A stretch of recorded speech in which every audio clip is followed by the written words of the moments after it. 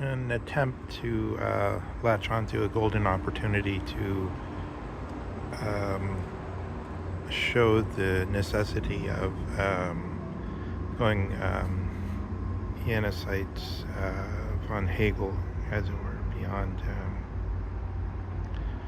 Hegel, on the point of the issue of the particular and the universal as contrasted with the Aristotelian singular. So first of all, we have to, without going into it simply dogmatically, to say in Aristotle there's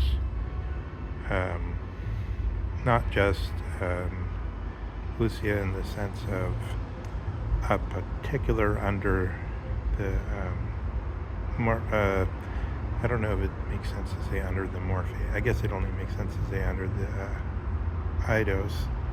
But there's also Socrates, the singular one, the one who's there prior to the logos. So that's one way to say this third position from the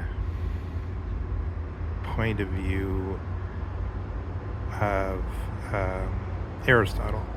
And then in Aristotle, that would be understood as in physis, there's some being walking around, and it's a human being, and prior to the logos, it's totally singular. And then once the logos comes to it and determines it, we could make something like the famous syllogism quoted by Tolstoy, or by Tolstoy's character in the death of Ivan Ilyich, that all men are mortal. This is an instant of a man, so that's the particular. Therefore, he's mortal. But you see, obviously, there's a singular prior to attaching this propaganda to him, or this predicate structure. But Aristotle already knew that. But the point is, in Aristotle, he thinks it's just, there's something called physis, the outside, and then there's another thing called something like episteme, episteme, like ethikos or something like that. That's not how you say it, but it's something to do with science, as it were, in the sense of Wissenschaft of ethics, and that these things are sort of bound together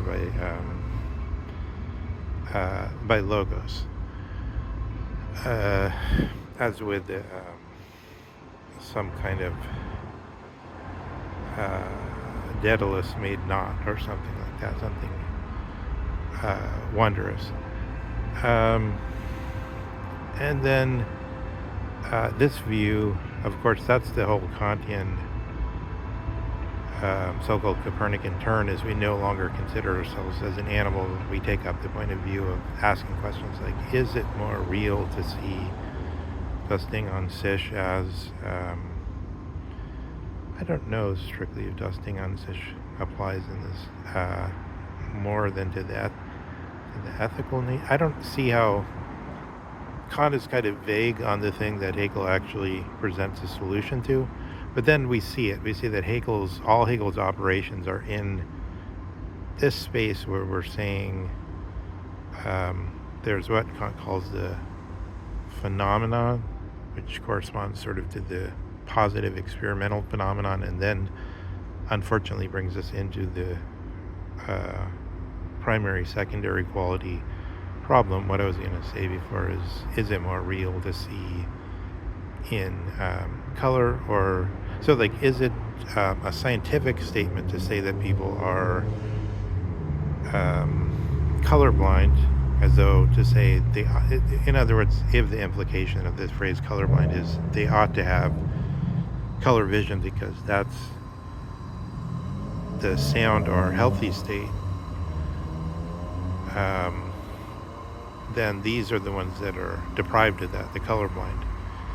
Which one is more adequate in terms of how things ought to be and in terms of what object to grasp? And this type of question, that's the whole of Hegel operates in this question that Kant has set up. But he solves it through appealing to the history of races across the centuries as they follow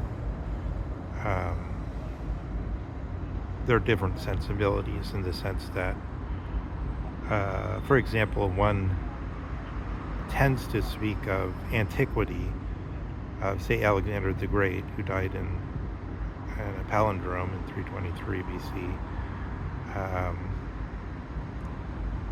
who presented himself as a hero, and then, according to one scholarly version, but of course, with all these scholarly versions, there's always other scholarly versions.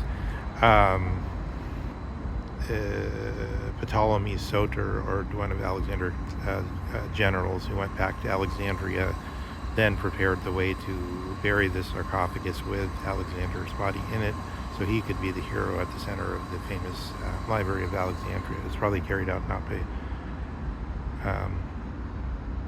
Ptolemy, but by his son. And then you see this glorious figure, Alexander the Great, and all the august shimmerings from him, the Apollonian shimmerings, but to replace him with Hitler, and then what do you think? So why is it that there's this totally different qualitative difference? Why are we able to celebrate this men of antiquity as, and also I'd say King David is a more egregious, baleful form of the same thing, because King David was a multiple genocidist and routinely slaughtering whole peoples in order to, according to what the text says, is in order to conceal what he was doing. He had to kill every last one of certain races. And this is somebody Jews regularly name their sons after. So how is it that we have, so this type of qualitative difference, and this, like, how is it that this happens? That's what where Hegel's moving, and that's his whole trajectory. So if you see these two versions of the singular presented, then you can't really stay with them anymore. So that's the sort of way to see Heidegger's complaint of the merely ontic version.